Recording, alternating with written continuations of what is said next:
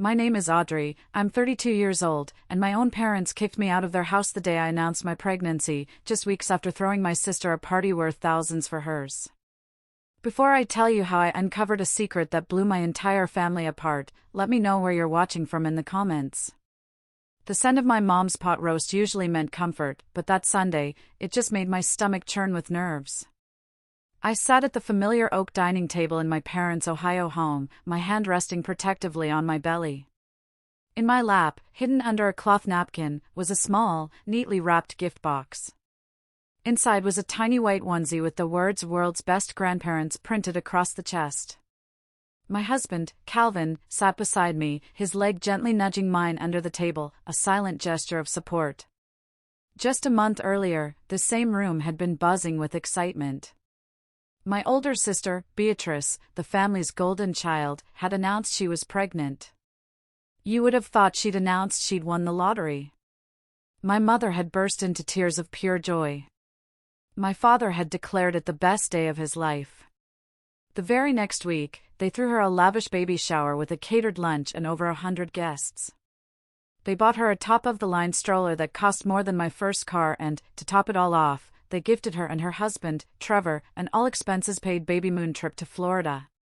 Every expecting mother deserves to be pampered, my father had said, his voice thick with pride. I wasn't naive. I knew my announcement wouldn't get the same fanfare. It never did. B was the responsible one, the successful one. I was the dramatic one, the one who supposedly craved attention. But this was different. This was their grandchild. A new life.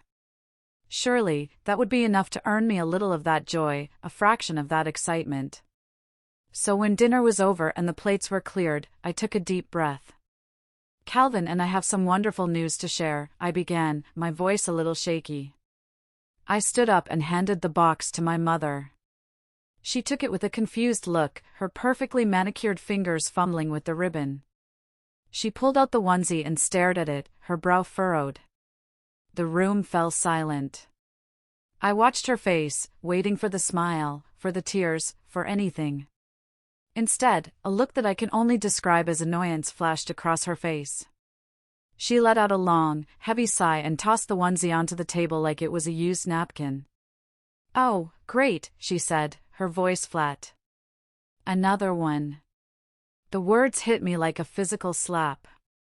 All the air rushed out of my lungs. I looked around the table, desperate. Calvin's hand found mine, his grip like iron. My father just shook his head, a look of disappointment on his face. "Really, Audrey? Right now?" he said. "Couldn't you have waited? Beatrice needs our focus." I stood there, frozen, my carefully planned announcement turning to ash in my mouth. This wasn't how it was supposed to go. This wasn't right. Then Beatrice, who had been watching the whole scene with a smug little smile, leaned forward. She looked right at me, her eyes glinting with a cruelty I knew all too well. "She probably just got pregnant for the gifts," she said, her voice dripping with condescension. And then, the worst part. They laughed. My father let out a short, sharp chuckle. My mother covered her mouth, but her shoulders were shaking. Even Trevor, B.A.'s husband, cracked a smile. They were all laughing. At me. At the idea that I would bring a child into this world just to get a piece of what my sister had been handed her whole life. I felt a hot flash crawl up my neck. The laughter was a physical thing, a suffocating weight in the room.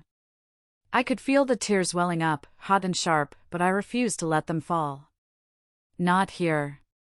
Not in front of them. That's when Calvin stood up. He's a calm man, my husband, but in that moment, his face was red with a rage I had never seen before. "So nothing for our child?" he demanded, his voice low and dangerous. "This is your daughter. This is her first baby. And this is how you react?" My mother's eyes flashed. "Excuse me," she snapped, her voice turning to ice. "Do not make any drama in this house. This is our house. If you don't like it, you can get out." The words hung in the air, an undeniable command. Get out. I didn't say a word. I couldn't. My throat was closed tight. I turned and walked toward the door, Calvin right behind me. As we left, I could hear my mother call after us, "Don't be so dramatic, Audrey." The car ride home was completely silent, except for the sound of my muffled sobs. Calvin just drove, his knuckles white on the steering wheel. When we finally got inside our small apartment, I collapsed onto the sofa, and all the years of feeling second best, of being overlooked and dismissed, came pouring out in a flood of tears. Calvin held me, whispering, "I'm so sorry, Audrey." That was unforgivable. That night, something inside me shifted. It wasn't just the hurt anymore. It was something colder, harder. They hadn't just dismissed me. They had dismissed our child. Our baby. And that was a line I never knew existed, but now that they had crossed it, I knew there was no going back. The next morning, I woke up with my eyes swollen shut, my body aching with a grief so deep it felt like a part of me had died. Then my phone buzzed on the nightstand. And again. And again. My vision was blurry as I picked it up. 24 missed calls. All from my parents. A single text message glowed on the screen, the words stark in all caps, "Emergency. Call US now." My blood ran cold. My first thought was Beatrice. The baby. Something terrible must have happened. All the anger from the night before evaporated, replaced by a surge of pure panic. With a trembling hand, I pressed the call button, my heart pounding in my chest as the phone began to ring on the other end. To understand the chill in that room, the way their laughter could feel like a physical blow, you have to understand the 32 years of kindling they'd been stacking up. My entire life, I had been living in the shadow of a brilliant, blazing star named Beatrice, and my parents were her devoted astronomers, charting her every move with adoration. I was a different celestial body entirely, a distant, quiet moon they only seemed to notice when I drifted into their line of sight and blocked the view of their sun. It started in the quiet, insidious ways you don't even have the words for as a child. Our childhood home had 2 bedrooms upstairs. Beatrice's was a sun-drenched sanctuary at the front of the house, with a large bay window where she could sit and read, overlooking my mother's prized rose garden. Mine was at the back of the house, a small, boxy room with a single window that offered a stunning vista of our neighbor's beige siding. When I was 10, I begged my mother to let us switch for just 1 year. "Please, Mom," I'd pleaded, "I just want to see the sun in the morning." She'd sighed, that long-suffering sound that was the soundtrack to my childhood, and patted my head. "Oh, Audrey, don't be so difficult.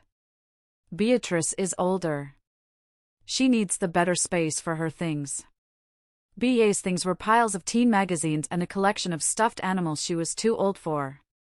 My things, my sketchpads, my charcoal pencils, my canvases, were relegated to a dusty corner of the basement, next to the water heater. As we grew, the disparities became impossible to ignore, sharp and painful landmarks of my youth. The year Beatrice went to her senior prom, it was an event on par with a royal wedding. I remember the entire month leading up to it was a whirlwind of catalogs and fabric swatches. My parents drove her 2 hours to a boutique in the city to have a silk dress custom fitted, a shimmering emerald green creation that cost more than our monthly mortgage payment. They hired a professional photographer who posed her on the staircase for an hour, and a gleaming black limousine waited in the driveway. Watching her descend those stairs, a vision of effortless perfection, my parents looked at her with an expression of such profound pride, it was almost holy. It was the look an artist gives their finished masterpiece. 2 years later, it was my prom. I found a perfectly nice dress on the clearance rack at the mall. It was blue. It fit. When I showed my mom, she barely glanced up from her newspaper. "Oh, that's nice, dear," she'd murmured. The family budget, apparently so robust for Beatrice, had mysteriously evaporated. My dad took a few blurry photos of me and my date in the front yard with his old point-and-shoot camera, the flash making us both look pale and startled. Before we left, his only words were, "Don't be out too late." I didn't care about the dress. I didn't care about the limo. But that look in their eyes. I would have given anything for just 1 ounce of that awe, that feeling of being their masterpiece. It was a look I never received. I learned to adapt. I became the low-maintenance one, the reliable one, the fixer. I got straight A's, captained the art club, and won a state-level award for a portrait I painted. I remember calling my parents from the competition, my voice buzzing with excitement. "That's great, honey," my dad had said, his voice distracted. "Listen, we have to run. Beatrice has her final debate tournament this weekend, and we're helping her prepare." My award, my victory, was a footnote in the grand novel of Beatrice's accomplishments. I was the one who helped my dad organize his tax receipts, the one who picked up my mom's prescriptions, the one who ran to the store in the rain because Bea had forgotten to buy milk. I was the family's resident stagehand, making sure the lighting was perfect for the star of the show. So when it came time for my wedding to Calvin, I should have known better than to expect anything different. We kept it small, a simple ceremony at the courthouse followed by a lunch at our favorite local restaurant. We gave my parents the date 6 months in advance, begging them to keep the day clear. 3 weeks before the wedding, the inevitable call came. My mother's voice was syrupy sweet. "Audrey, honey, we have a tiny conflict. Beatrice's firm is throwing this huge, very important party to celebrate her promotion. It's a major networking opportunity for her, and it's on the same day as your thing. We simply can't miss it." My wedding, my one day, was a thing. I felt that familiar cold knot tighten in my stomach. "Mom, can't you just come to the ceremony and then go to her party?" I asked, my voice small. "We'll try," she'd said, noncommittally. They did try. They showed up 10 minutes after the ceremony had started, slipping into the back row like strangers. I watched from the front as my father, in the middle of the officiant's speech, pulled back his cuff and checked his watch. The click of the metal clasp was as loud as a gunshot in the quiet room. At the restaurant, they stayed for exactly 45 minutes. They ate a piece of cake, posed for one stiff, smiling photograph, and then rushed off to toast Beatrice's success. That night, sitting beside my wonderful new husband, I felt a deep, hollow ache that no amount of champagne could fill. I had learned my place, over and over again. So when Beatrice announced her pregnancy, the celebration was entirely predictable, but the sheer scale of it still managed to steal my breath. The baby shower was an extravaganza that cost over $3,000. The nursery was a designer showroom, complete with a $5,000 crib. And the baby moon to a luxury resort in Florida was the cherry on top. My parents' retirement savings, the fund they had always described as precarious, suddenly became a bottomless well for their perfect daughter and her perfect grandchild. It was a $15,000 welcome party for a baby that hadn't even taken its first breath. And I stood by, smiling, congratulating, playing my part. I had made my peace with it, I told myself. I had accepted my role. I was wrong. The peace I thought I had was just exhaustion. And it was about to run out. My mother's voice on the other end of the line was a blade of pure panic, confirming every nightmare scenario my sleep-deprived brain had conjured. "Audrey! Thank God! You need to come over. Right away." "What's wrong?" I gasped, already out of bed and fumbling for a pair of jeans. My mind was a frantic slideshow of horrors: Beatrice in the hospital, the baby in distress, a car accident. "Is it Bea? Is the baby okay? Tell me what happened." There was a split second of hesitation on her end. "She's fine," my mother said, her voice strained in a way I couldn't quite place. "The baby is fine. But there's a problem. A huge problem. I can't explain it over the phone, you just need to get over here. Now." Calvin sat up in bed, his face etched with concern. "What is it?" "I don't know," I said, my heart hammering against my ribs. "But it's an emergency." "After last night," he said, his voice low. "Audrey, be careful. But my ingrained conditioning, the 32 years of being the fixer, took over. My sister was in trouble. I had to go. The drive across town was a blur of traffic lights and worst-case scenarios. I rehearsed what I would say, how I would help, how I would put aside the raw, gaping wound from the night before and be the supportive sister they needed me to be.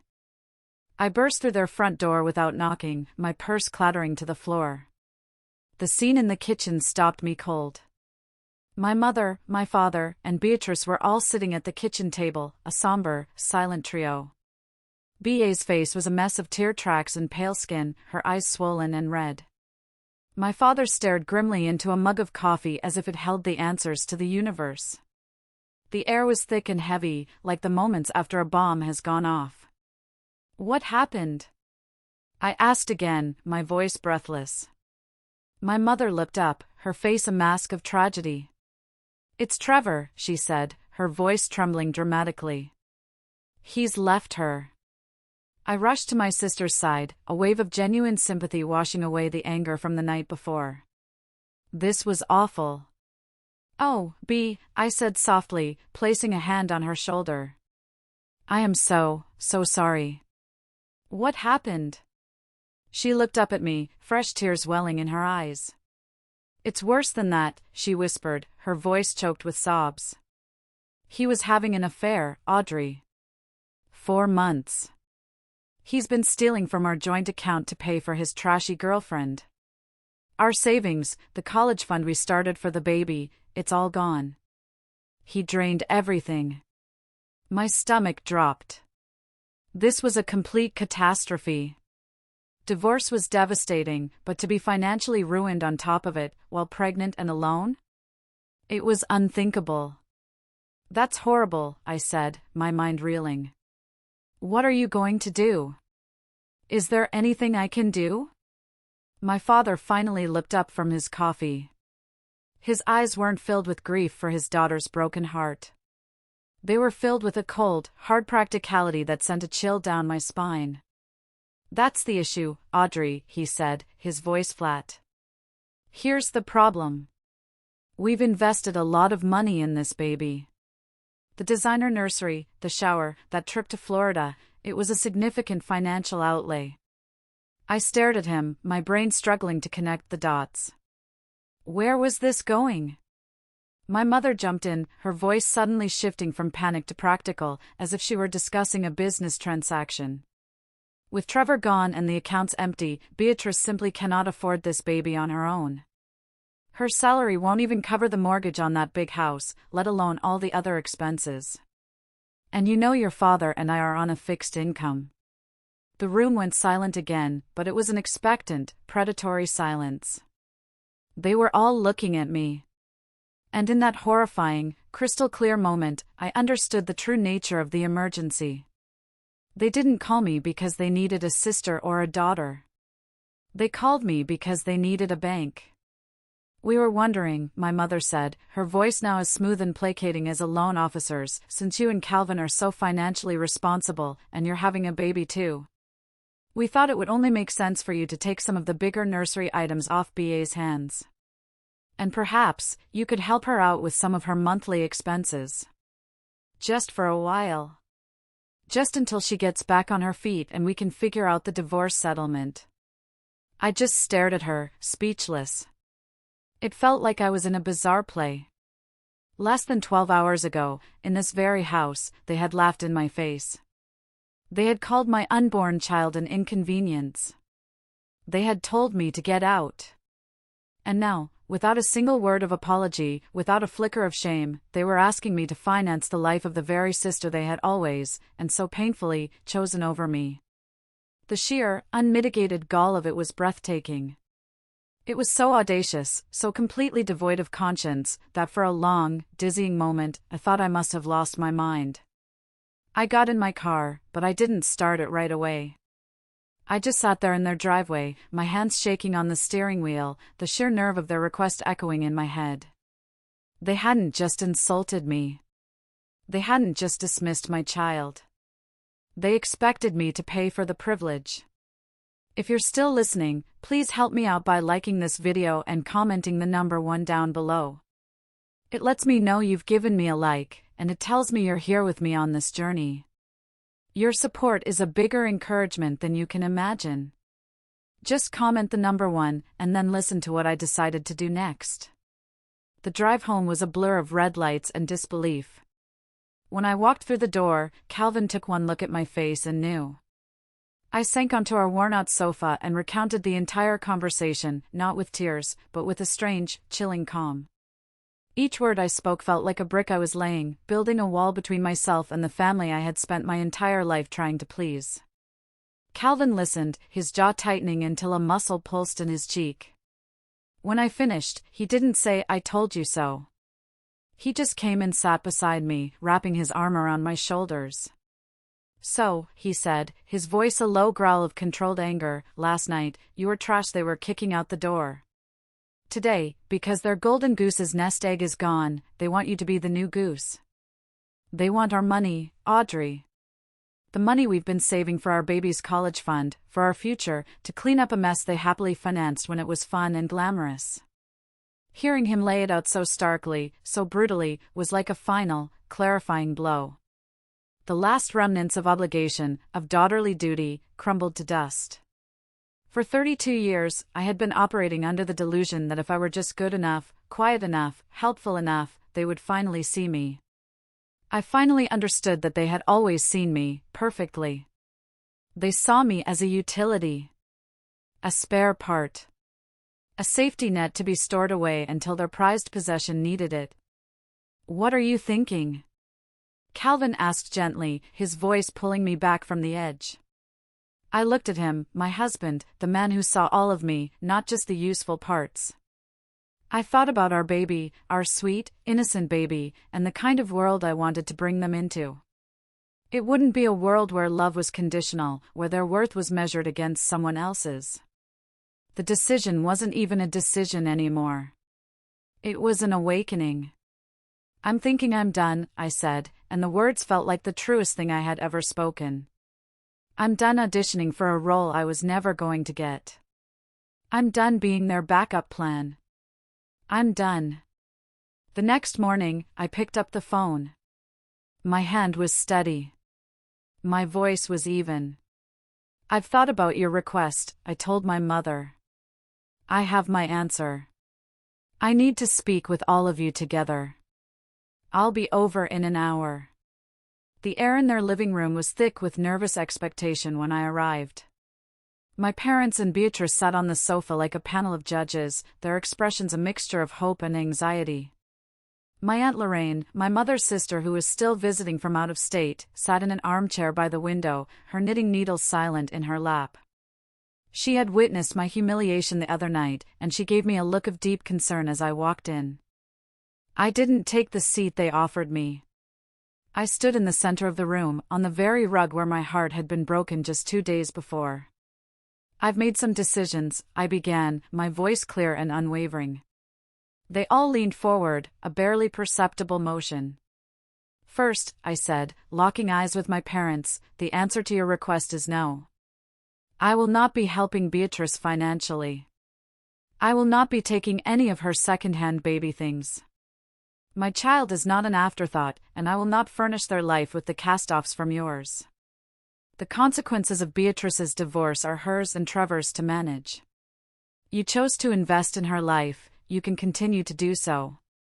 My family's finances are reserved for my family." My mother's face crumpled. "Audrey, you don't understand, this is family helping family." "Let me finish," I said, and the authority in my own voice was a shock even to me. I held up a hand, and she fell silent. For 32 years, I have lived in this family as a second-class citizen. I have watched you celebrate Beatrice's every breath while I have had to fight for every scrap of attention.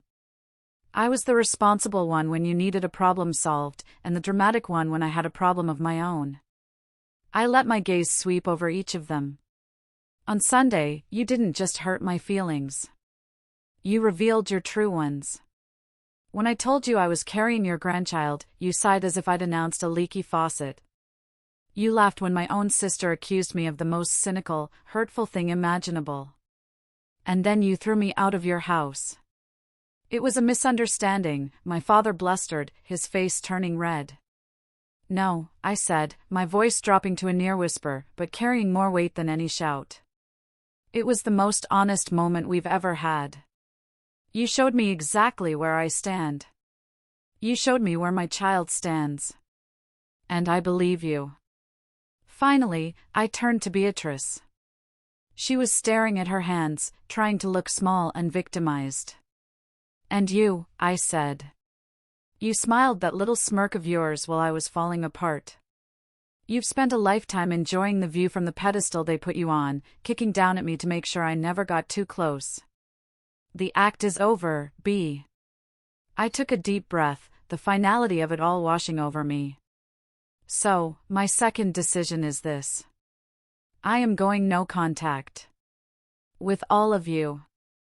It's over. Don't call. Don't text. Don't come to my home. When my baby is born, you will not be a part of their life. You've made it perfectly clear you don't want another baby, so I am relieving you of the burden. The room exploded. You can't be serious, my mother shrieked. After everything we've done for you, my father yelled. But a clear, firm voice cut through the chaos. She is absolutely right. We all froze, turning to look at Aunt Lorraine. She was on her feet now, her face a mask of cold fury.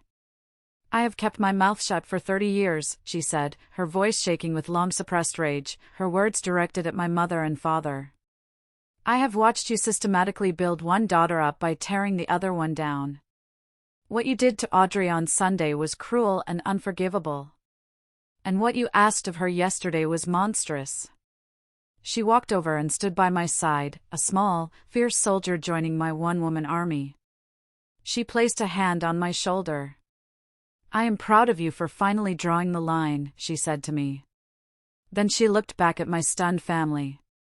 And just so we're clear, I'll be staying with her in Calvin for the rest of my visit. I'd like to be with the part of the family that still knows what the word means. Together, my aunt and I walked to the door. Behind us, the chaos continued, my mother's sobs, my father's bellows about my ingratitude. But for the first time in my life, the noise didn't penetrate. It was just sound, meaningless and distant. I walked out of that house and into the crisp autumn air, and I felt a profound, exhilarating lightness. I was finally free. That exhilarating feeling of freedom, of a chain finally broken, lasted for about a week. It was a beautiful, peaceful week. Calvin and I started painting the small spare room in our apartment a soft, sunny yellow. We bought a crib, not a designer one, but a simple, sturdy one that we built together, laughing as we fumbled with the instructions.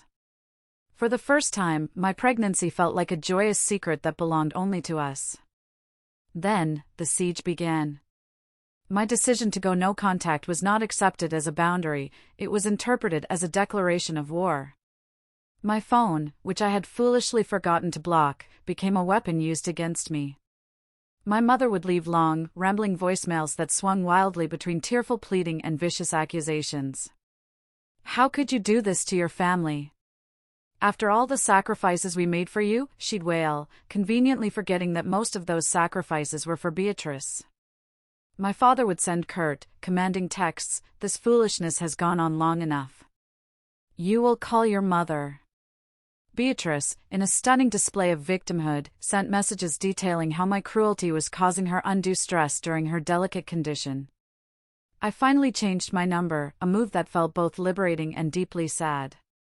But they were just getting started. When they could no longer reach me directly, they unleashed the flying monkeys. It's a term my therapist later taught me, for the people a narcissist recruits to do their bidding. The calls started coming into Calvin's phone, and then to my work. Distant cousins I hadn't seen since the last family funeral called to lecture me on forgiveness. My mother's friends from her church would ambush me in the produce aisle of the grocery store, their faces arranged in masks of deep concern. Your mother is just worried sick, dear, one of them, a woman named Carol, told me as I was trying to pick out avocados. You know, the Bible says to honor thy father and mother. They had all been fed the same carefully crafted story. Audrey, the ever-dramatic one, had a selfish tantrum and was now cruelly withholding a grandchild to punish her poor, heartbroken family. The constant barrage began to wear me down. I stopped going to my usual grocery store. I started screening all my calls. I felt like a fugitive in my own life. The stress was a constant, sour taste in my mouth. I had trouble sleeping, my nights filled with anxious dreams. At a routine prenatal checkup, my doctor's friendly smile faltered as she took my blood pressure. "It's a bit high, Audrey," she said, her brow furrowed with concern. "Is everything okay? Are you under a lot of stress?" I burst into tears right there on the examination table. Calvin was a rock, but I could see the toll it was taking on him, too. He was angry, fiercely protective, and felt helpless. He installed a new deadbolt and security cameras around our small apartment. "This is harassment, Audrey," he said one night, his voice tight. "We should get a lawyer, get a restraining order." I hesitated.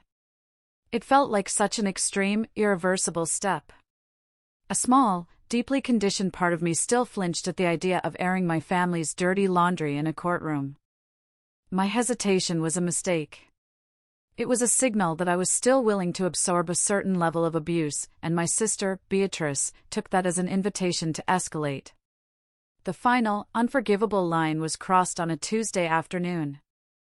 I was at my desk at the small insurance firm where I'd worked for 5 years, trying to finalize a complicated claim. My phone buzzed with an internal message from my boss, Ms. Davis. "Audrey, can you come to my office when you have a moment, please?" Her tone was formal, and a knot of dread instantly formed in my stomach. I walked into her office, my heart thudding. She gestured for me to sit down, her expression unreadable. "I received an email an hour ago," she said, her voice neutral. It was sent from an anonymous, encrypted address. "It's regarding you." She turned her monitor towards me, and I felt the blood drain from my face. The email was a masterpiece of malicious prose.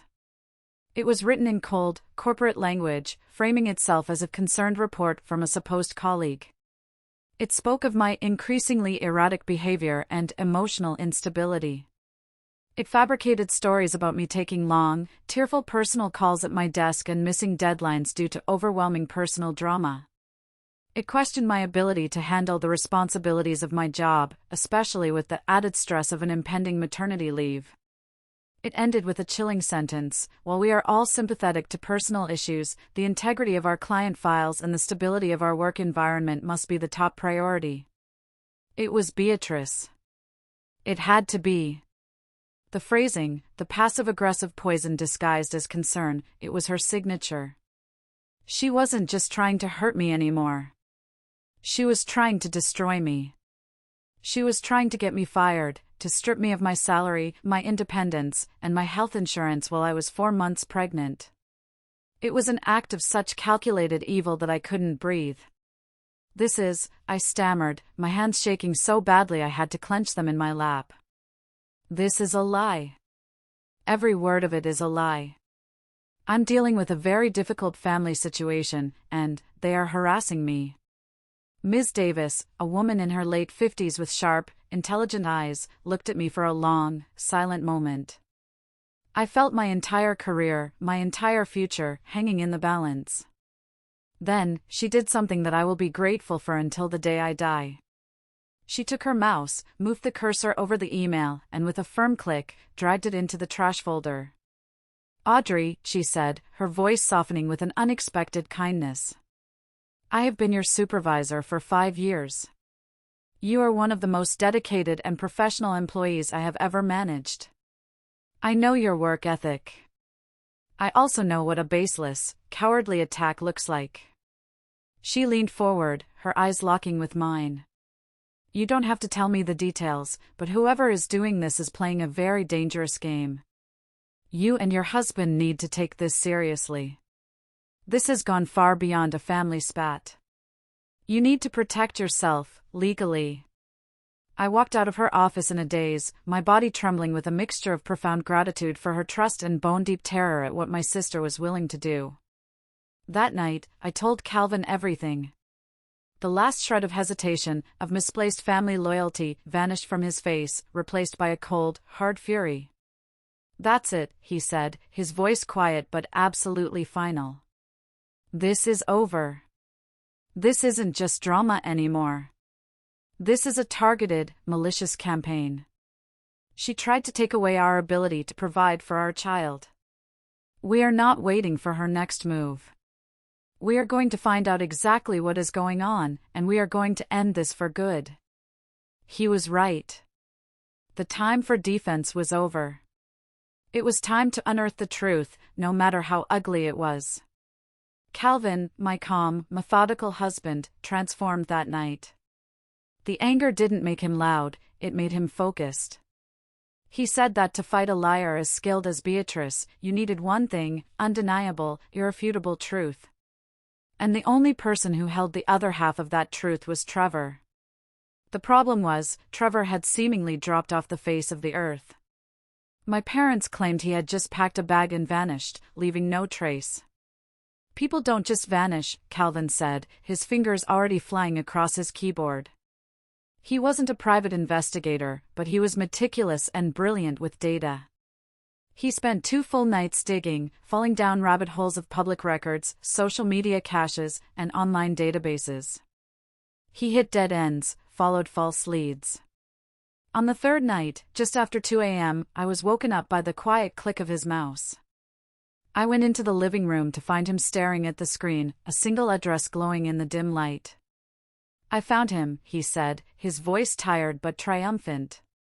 "He's renting a cheap, month-to-month apartment on the other side of town. He's working a temp job at a warehouse. He's not running, he's hiding." The next day, I called the number Calvin had found. When a man's weary voice answered, I said, my own voice shaking slightly, "Trevor? It's Audrey.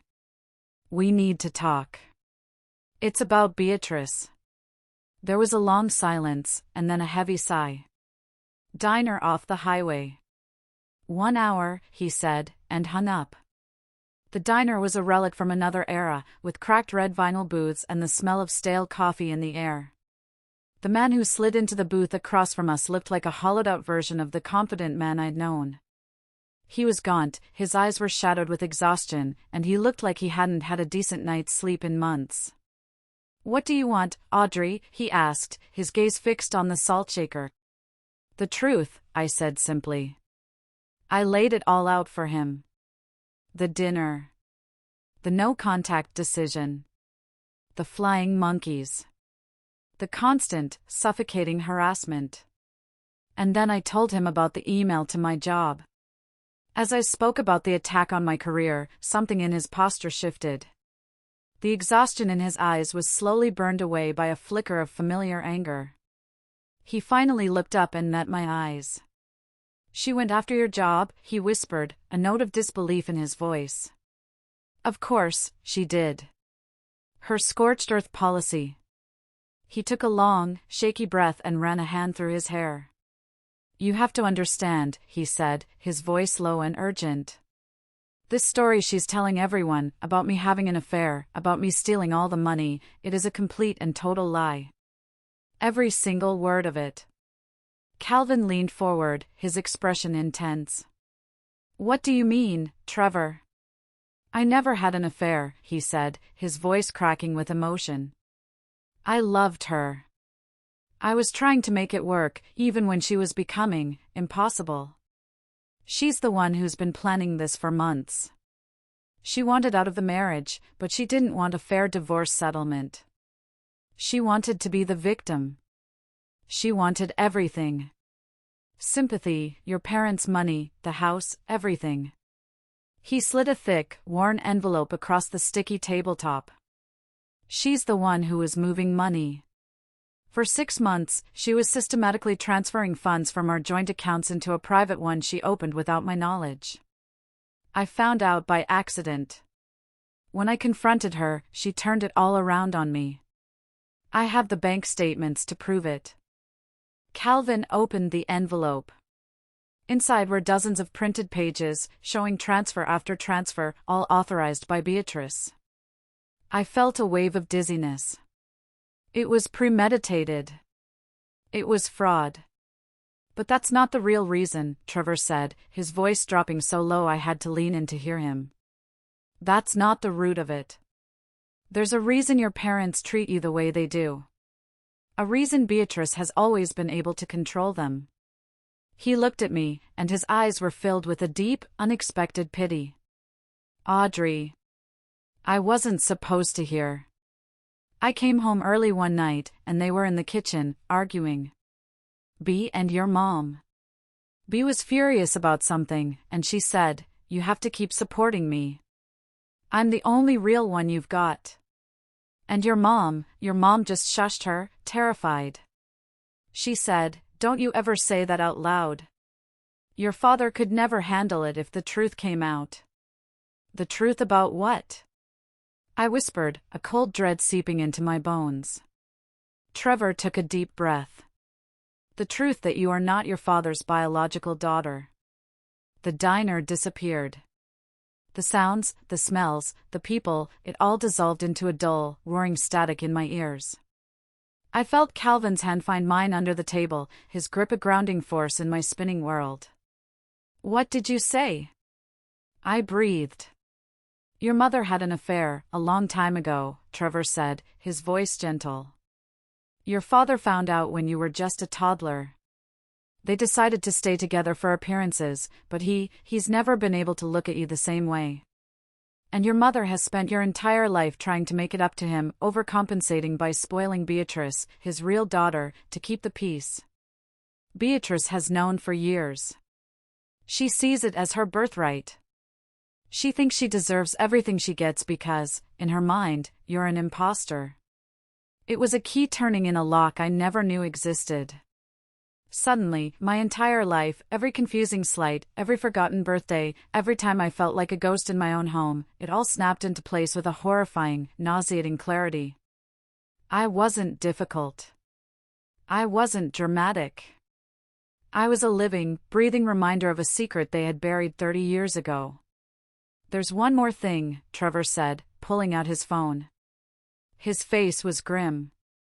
When I realized what she was doing, that she was building a case against me, I started recording some of our conversations.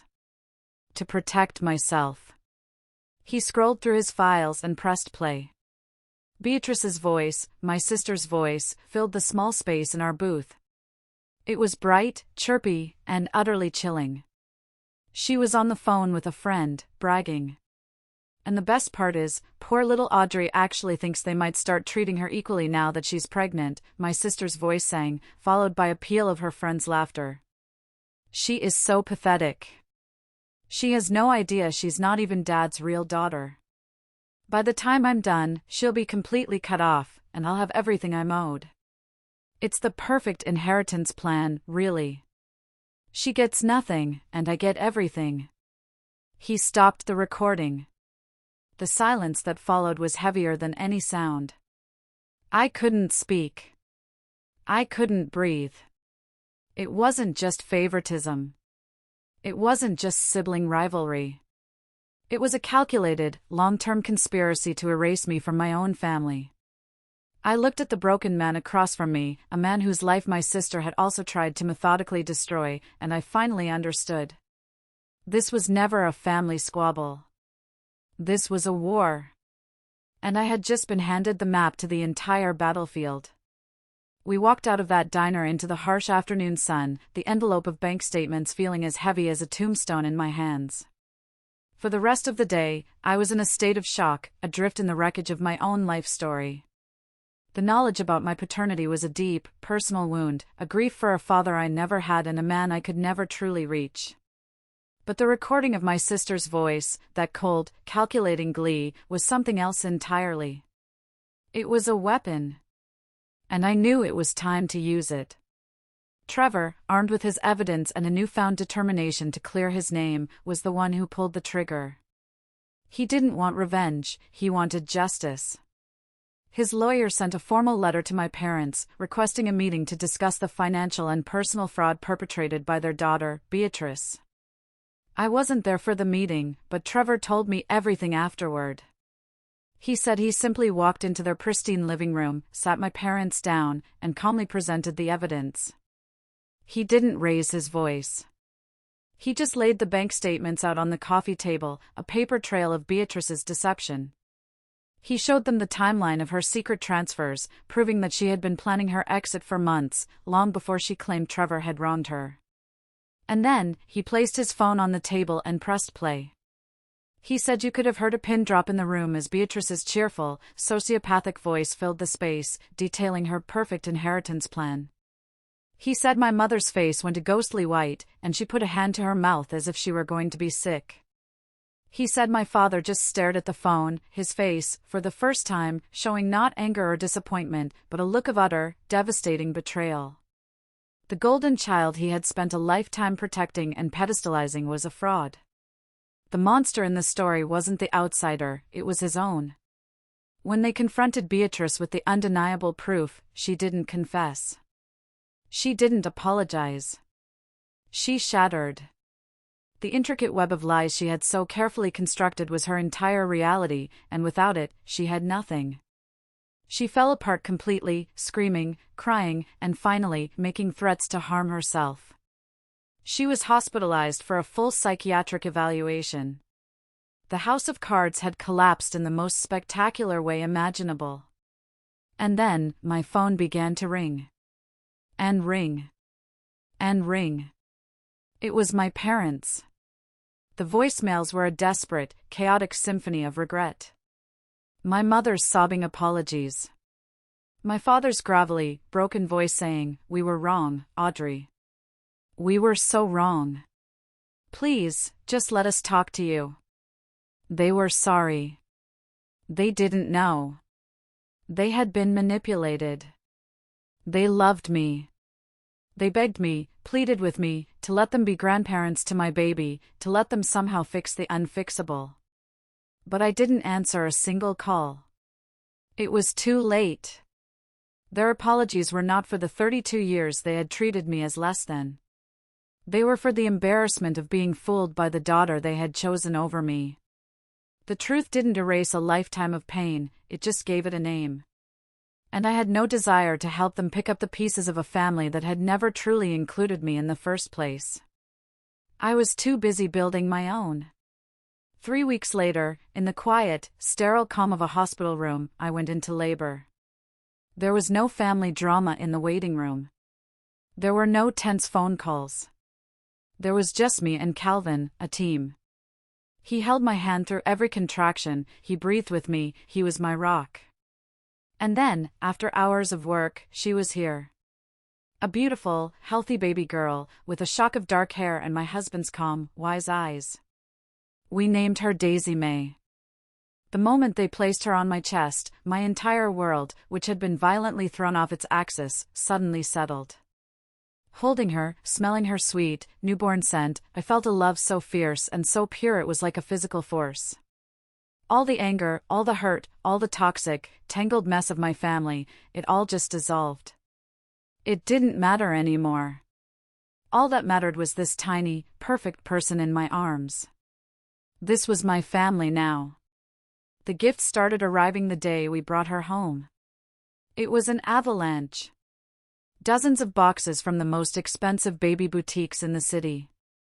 A ridiculously fancy stroller, a crib that probably cost more than my car, piles of designer clothes. Each package came with a long, handwritten card from my parents, filled with desperate, pleading words. Calvin would haul the boxes inside, his face set like stone. We didn't open a single one. Every Saturday, he would load them into the back of our car, and we would drive them to a local women's shelter. I loved the image of a struggling new mother getting to use a brand new, top-of-the-line stroller, a gift given not with the sour taint of guilt, but with a sense of hope. The only family member I invited to meet Daisy was Aunt Lorraine. The moment she held her, she burst into tears. "Oh, Audrey," she whispered, her voice thick with emotion. "She's just perfect. You did it. You broke the cycle. She had become my mother in every way that counted, a wellspring of unconditional love and support. It was all the family I needed. It's been 2 years now. Our little apartment, once a quiet refuge, is now a joyful, chaotic whirlwind of a toddler's energy. Daisy is a force of nature, a bubbly, bright little girl with a mischievous grin who has just started stringing sentences together. Her favorite is more cookies, please. Our walls are covered in her crayon masterpieces, and there are building blocks in every corner. It's a happy home. It's a peaceful home. It's everything I never had. Beatrice was eventually released from care after several months. She was diagnosed with a cluster of personality disorders. Through Aunt Lorraine, I heard that she is in intensive therapy. She wrote me a long, 12-page letter of apology 6 months ago.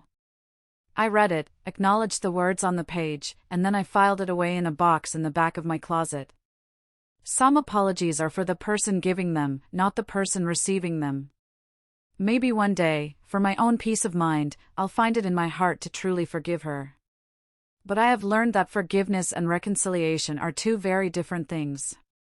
Forgiving is for me. Reconciliation would be for her, and that is a bridge I am not yet, and may never be, willing to cross.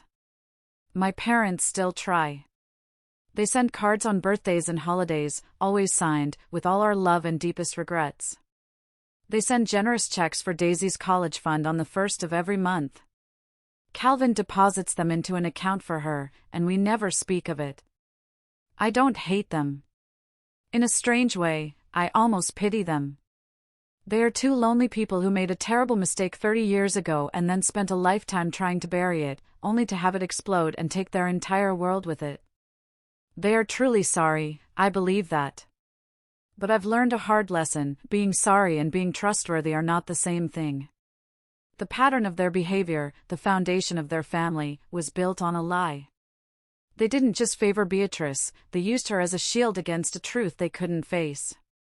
And they used me as the sacrifice to keep that shield polished. True healing, I've found, didn't come from their downfall or their apologies.